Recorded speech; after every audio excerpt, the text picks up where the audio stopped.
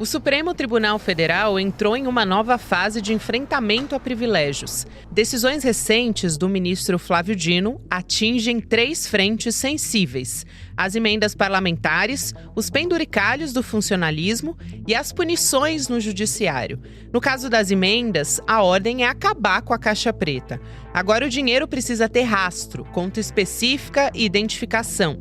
Até saques em espécie foram proibidos para evitar desvios. Ao mesmo tempo, Dino avança sobre os supersalários. Verbas indenizatórias sem base legal podem ser cortadas. A medida atinge todos os poderes e expõe distorções históricas. Mas é na área disciplinar que a mudança é mais profunda.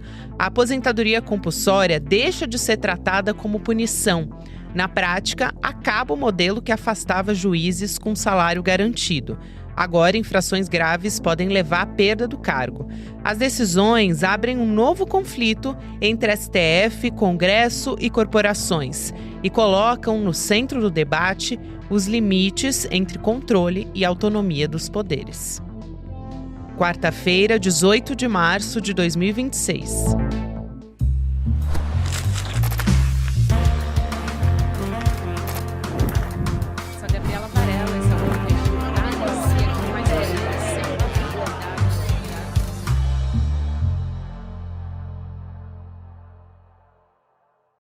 Olá, seja muito bem-vindo, seja muito bem-vinda. Está começando o videocast em detalhes. De segunda a sexta-feira, a gente analisa uma temática, uma notícia importante do momento. Hoje a minha convidada é jornalista e nossa comentarista, companheira aqui do ICL Notícias, a Cristina Serra. Cris, seja bem-vinda, é sempre um prazer te receber, minha amiga. Oi, Gabi, prazer é todo meu. Cris, eu acho que eu tenho que começar aqui falando desse passo histórico que o ministro Flávio Dino deu ao tomar essa decisão de barrar a aposentadoria compulsória como punição para os magistrados. É até um escárnio a gente falar de punição. E ele até foi bastante claro dizendo que é um prêmio. Hoje, essa determinação, né, que muitos juízes saindo, eles vão e conseguem uma aposentadoria compulsória, sendo que, na verdade, eles estão cometendo uma infração, alguns casos até de crimes bastante graves. Depois a gente pode trazer alguns exemplos aqui para as pessoas terem uma ideia. O que eu quero saber, assim, de bate-pronto de você, é como é que você avalia o impacto dessa decisão, porque é dentro de uma classe, né, dentro do STF, que historicamente se autoprotege, pensando nos demais magistrados do judiciário, enfim. Então, queria te ouvir nesse sentido.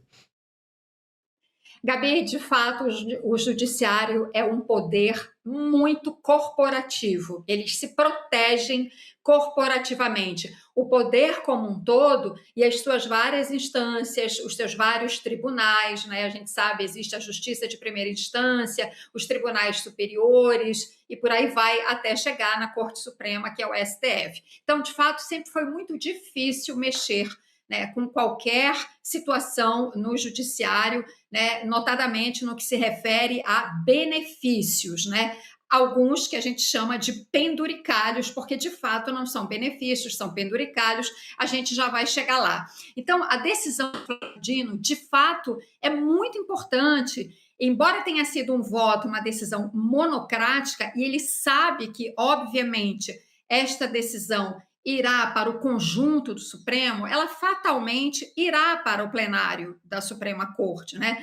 E fatalmente também, né, juízes, magistrados, associações de juízes ou magistrados irão recorrer, vão questionar esta decisão que ele deu em caráter monocrático. Mas o que o Flávio Dino faz com essa decisão? Ele abre o debate, torna esse debate público para toda a sociedade. Tanto é que nós estamos aqui exatamente debatendo esse assunto, que de fato é sim muito importante para a sociedade. O que é importante para o judiciário é importante para a sociedade como um todo, né? Porque a aposentadoria compulsória, como qualquer outra situação, benefício, pagamento do judiciário, é pago com dinheiro público, ou seja, com o meu, o seu, o nosso dinheiro.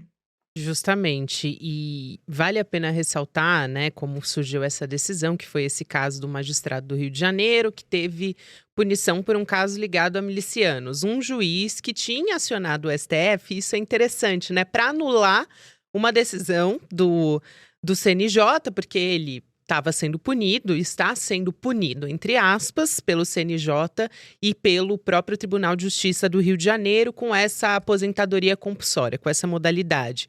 E ele foi acusado pelo favorecimento de grupos políticos e concessão de decisões de liminares em benefício de policiais militares milicianos. E aí ele dá o azar de cair justamente nas mãos do ministro Flávio Dino, né, Cris? É por aí essa história.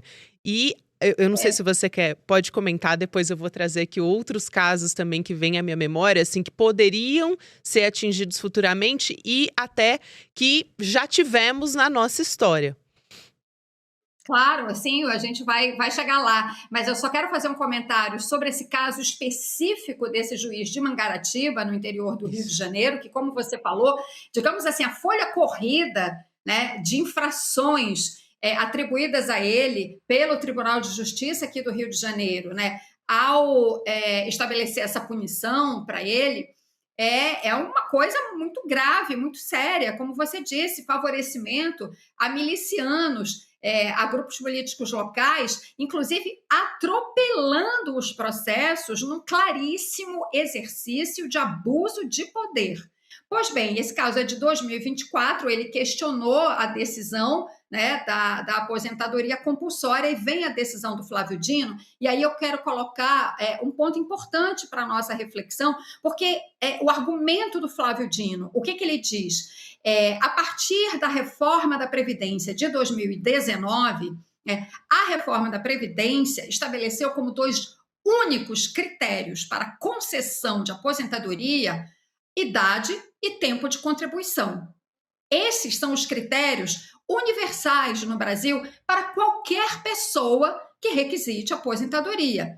Idade e tempo de contribuição para a aposentadoria. Portanto, ele, Dino, interpretou que a partir desta decisão da reforma da Previdência de 2019, não cabe essa aposentadoria em caráter excepcional, que é a aposentadoria compulsória para magistrados, né? Porque que é uma punição administrativa, não é criminal. Criminal é uma outra esfera, mas a punição administrativa para magistrados, né, que foram investigados e que ficou claro que cometeram ilícitos. Então, e que funciona na prática, a gente sabe, a aposentadoria compulsória, o juiz vai para casa, não pode mais exercer o cargo, mas continua recebendo o pagamento, que é a aposentadoria, muitas vezes com penduricalhos, que vão junto com a aposentadoria, mesmo que ele não exerça mais a função. Então, o que é que o Dino diz? Não existe no sistema previdenciário brasileiro a previsão de uma aposentadoria compulsória.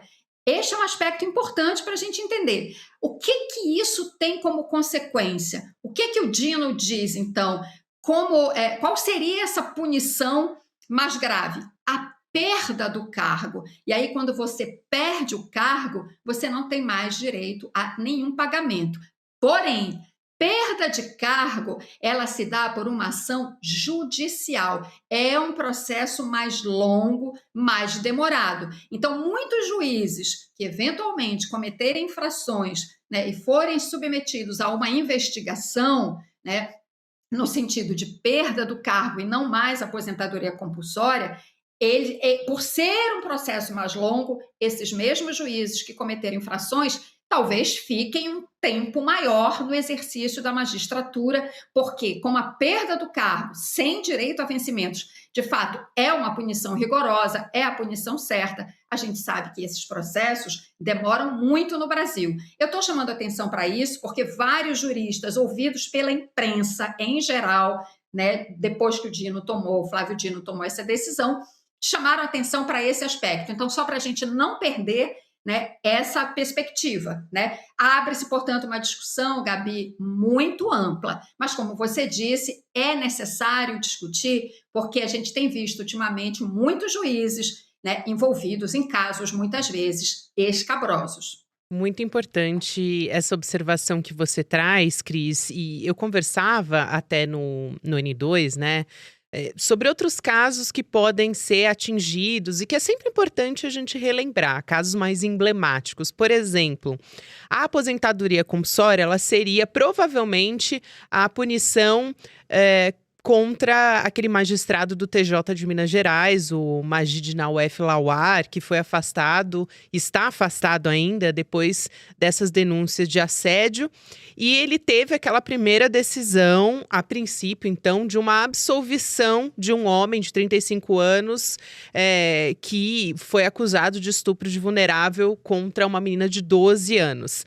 E no momento, ele continua mantendo um salário integral, um salário de mais de R$ 40 mil, enquanto está sendo investigado. Apesar de toda a repercussão desse caso, aliás, a repercussão foi o que acabou fazendo com que ele voltasse atrás na decisão de absolver este homem.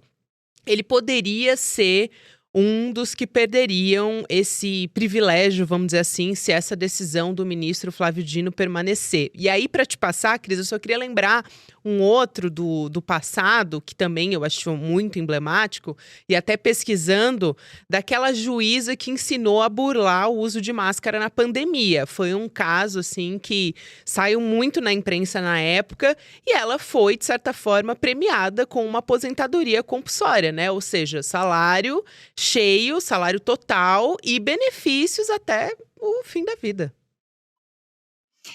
Tem esses casos, Gabi, que de fato são aqueles casos que chegam à imprensa, que chamam mais atenção e que acabam sendo alvo de uma pressão social, né, com toda justiça, né, que deve ser considerada nesses casos, né, é a pressão social que leva, às vezes, né, a um desfecho, né, que satisfaça o mínimo de bom senso, né, na sociedade diante desses casos assim.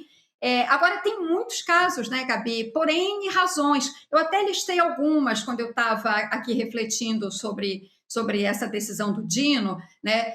Por exemplo, tem agora uma situação recente, o caso que está sendo investigado, que, novamente, né, pelo clamor social que surgiu, um caso de importunação sexual de um ministro do Superior Tribunal de Justiça. Está sendo investigado, tem uma sindicância, né, um ministro do STJ.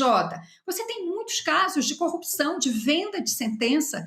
Quantos escândalos no Brasil nós, imprensa, já não cobrimos, né, por venda de sentença, casos conhecidos, denunciados. Nossa, se eu for lembrar, Gabi, de casos que eu cobri como repórter, né, aquele caso famoso do juiz Lalau, o juiz Nicolau Sim. dos Santos, alguma coisa, Do Santos do Neto. caso Nicolau dos Santos Neto, obrigada, da construção do Fórum Regional do Trabalho em São Paulo, uma obra milionária que foi alvo de uma CPI, inclusive, no Congresso. Enfim, tem isso, né? Os casos de abuso de poder, o que a gente viu na Lava Jato? O que foi a Lava Jato? A atuação do juiz Sérgio Moro, né? Atropelando todo o devido processo legal. Ele escapou porque ele renunciou à magistratura, né? Se não, se tivesse permanecido, talvez hoje ele fosse alvo de um processo. Você tem juízes que humilham depoentes. Sim. Humilham depoentes. Isso tem acontecido muito no caso de mulheres, né? Casos envolvendo pensão alimentícia, vítimas de agressão sexual. Vários que a gente sabe hoje em dia, porque as sessões são gravadas, esses casos vêm a público, né? E levam, como a gente estava falando, né, a um clamor social que exige algum tipo de punição.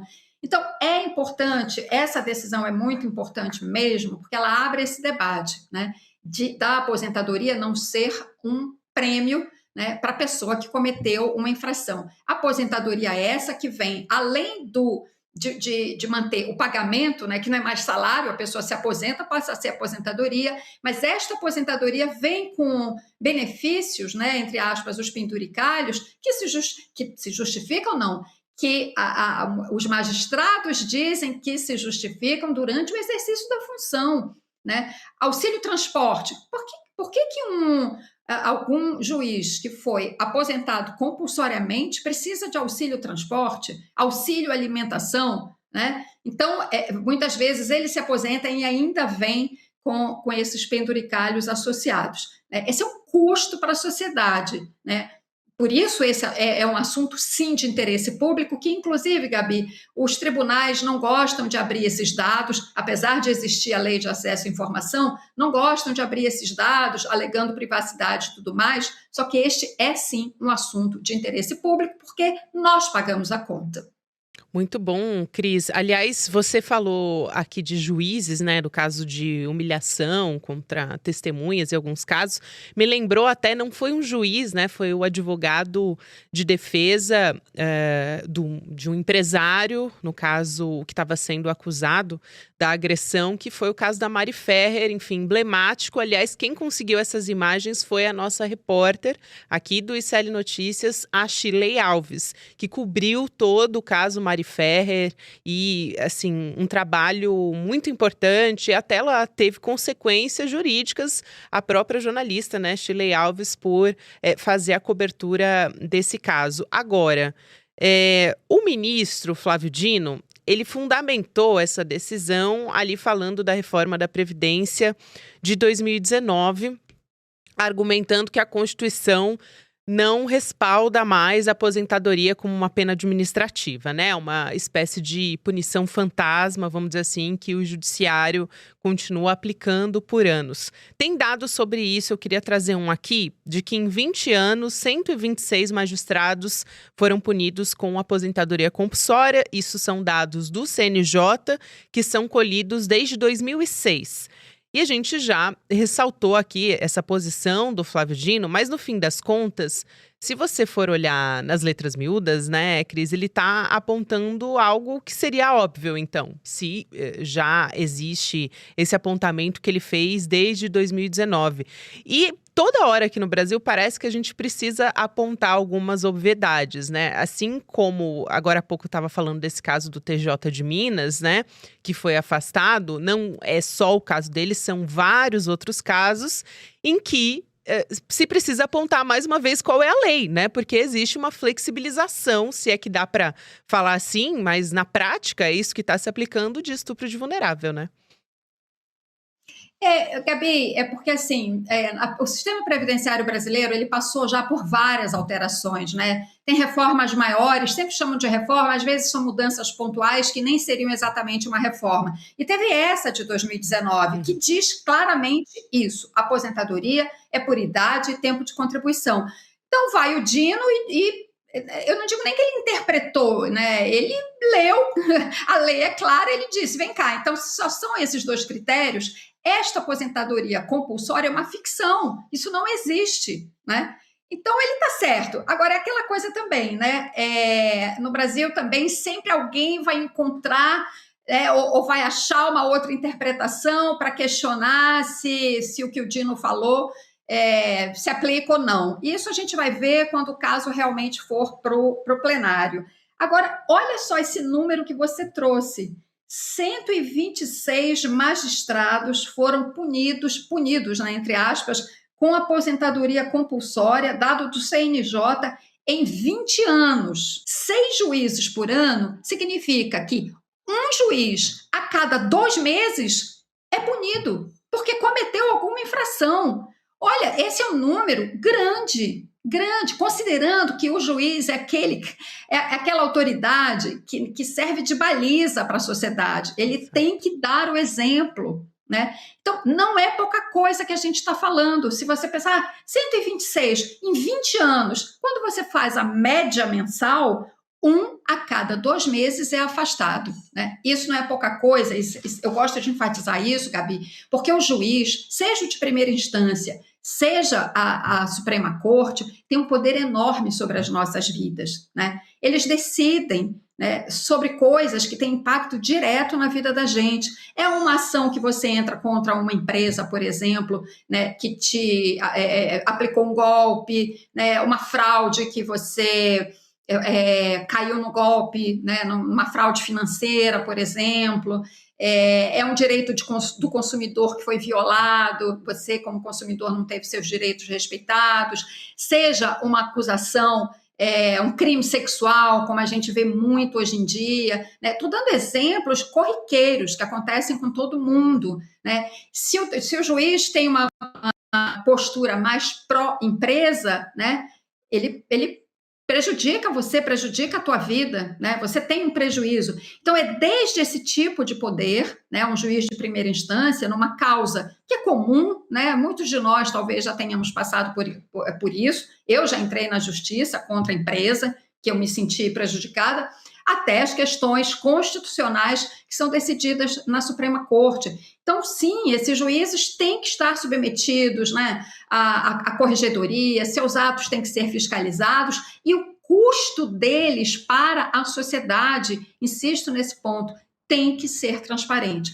A sociedade precisa saber, né, quanto que ela paga por um judiciário que, Gabi, vamos aqui falar claramente, né, custa muito e nem sempre, né, a prestação de serviço é compatível, condizente com esse custo, né? Quero lembrar aqui que a gente tem, se eu não estou enganada, mas os últimos números, né, assim, mais recentes, anotei aqui, segundo o CNJ, Conselho Nacional de Justiça, 80 milhões de processos represados na justiça, 80 milhões de processos aguardando uma sentença definitiva, né? Então, por isso que sim, a gente tem que cobrar, né, juízes que cometem infrações e quanto que ele vai custar, né, se for aposentado, recebendo seu pagamento, seus benefícios. Eu acho que o Dino aponta na direção correta, praticou infrações graves, porque, claro, existem outras punições possíveis, claro, mas a infração grave, o que o Dino está falando é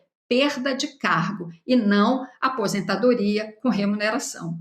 Isso. E, Cris, eu acho muito bom lembrar também essas outras decisões recentes, né, que estão sendo encampadas pelo ministro Flávio Dino, porque ele comprou uma briga também com o alto escalão do funcionalismo. A gente estava falando sobre a suspensão dos penduricalhos, dos benefícios.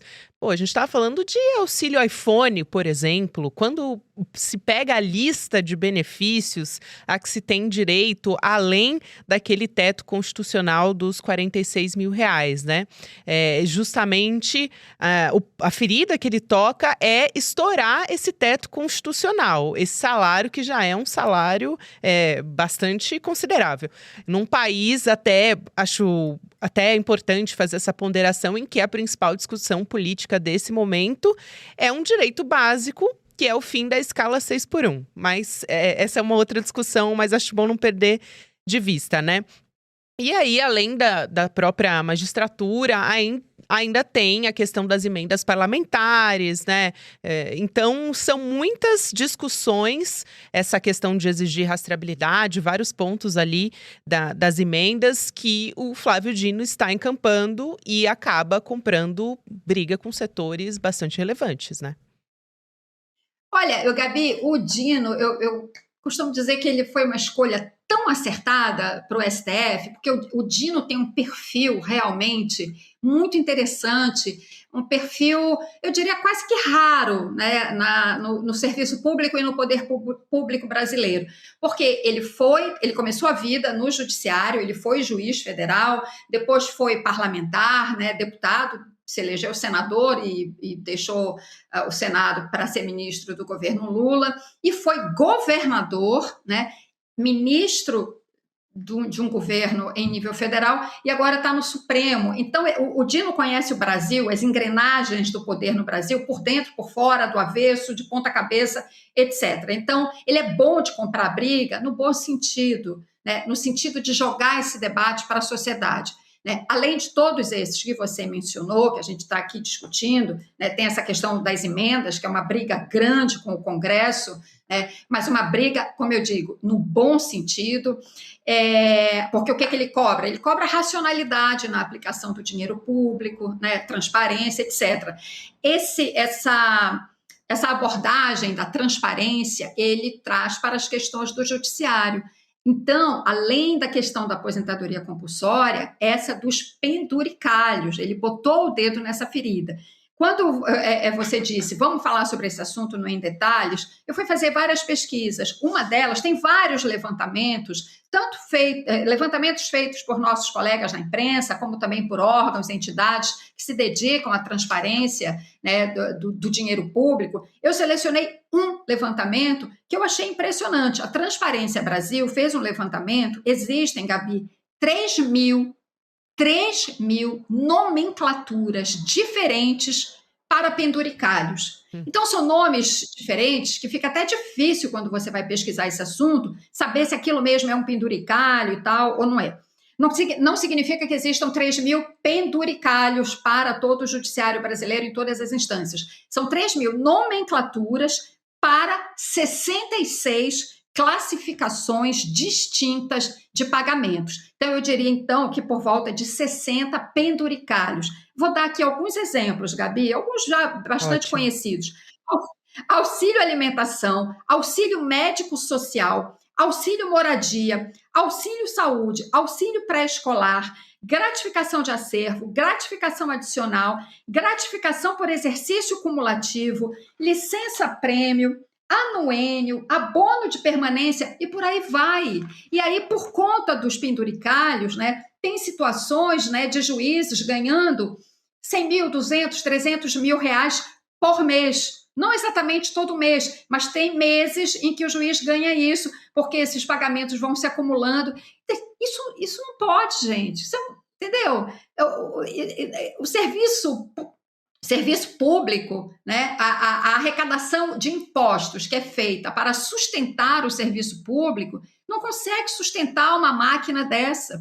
Então, por isso que são comuns os casos em que ultrapassam 46 mil reais, que é o teto, né, que é o salário de ministro do Supremo, que, como você disse, 46 mil reais, gente, quem é que não vive bem no Brasil com esse salário, né?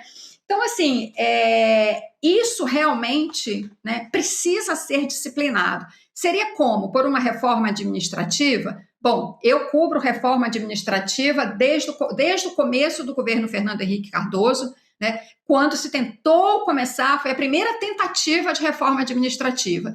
Não se consegue. Por quê? Os poderes são independentes, esses penduricalhos do judiciário, um ou outro é aprovado por lei, mas a maioria deles, eu diria, sem medo de errar, eles são aprovados por uma canetada de um tribunal de justiça, de um conselho de desembargadores, né? Por uma norma, um decreto, né? Um ato normativo, não são por lei. E aí fica difícil, inclusive, né, essas entidades, como Transparência Brasil e mesmo a imprensa, né, conseguir, né, entender a extensão desses penduricalhos, porque muitas vezes você não consegue nem compreender a nomenclatura. Seja como for, e qual é o ponto aqui importante, né? O custo dessa máquina, como eu já falei, nem sempre se reflete na prestação de serviço, porque a gente vê aí quantos processos represados. E por que tantos processos represados? Claro, é uma discussão paralela de código de processo no Brasil, infinidade de recursos, etc., mas também um déficit de juízes, né? Poderia ter mais concurso para contratar mais juízes para aliviar esse represamento de processos. Quero muito te agradecer, é sempre um prazer te ouvir aqui no Em Detalhes. Obrigada, minha querida. Prazer foi meu, Gabi. Até a próxima. Quero convidar você a participar junto com a gente do nosso grupo de WhatsApp. Você recebe as nossas notícias em primeira mão, na palma da sua mão. Você também fica bem informado sobre as novidades do ICL. Então, se você estiver me assistindo pela televisão, dá para apontar o seu celular para o QR Code que está aqui na tela. Ou então você vai em icl.com.br/grupo. Vale a pena, porque aí você recebe as notícias selecionadas para você no seu celular e consegue acessar de maneira mais fácil tudo que tem na nossa programação ao vivo, no nosso site também, tudo selecionadinho para você. Seguimos aqui na nossa programação, agora tem o Mercado Investimentos, depois o Rolê ICL, e você pode ouvir o Em Detalhes em qualquer momento do seu dia nas plataformas de áudio. Tem conteúdo novo de segunda a sexta-feira. Até amanhã. Olá, olá! Olê, olê, olê, olá. Eu sou o Lindener Pareto, historiador, e tenho um convite especial para vocês para acompanharem o Provocação Histórica aqui nos canais do Instituto Conhecimento Liberta. Toda quarta-feira, às 7h, logo após o ICL Notícias segunda edição, convidados e convidadas que ajudam a gente a pensar o passado, a criticar o presente e a projetar alternativas de futuro para um Brasil diferente, para um mundo diferente. E se no cotidiano dificílimo do trabalho você perdeu o episódio inédito, não se preocupe, você pode assistir também toda quinta-feira a reprise, logo após o Rolê ICL, ao 12h30. Venha para o Provocação Histórica.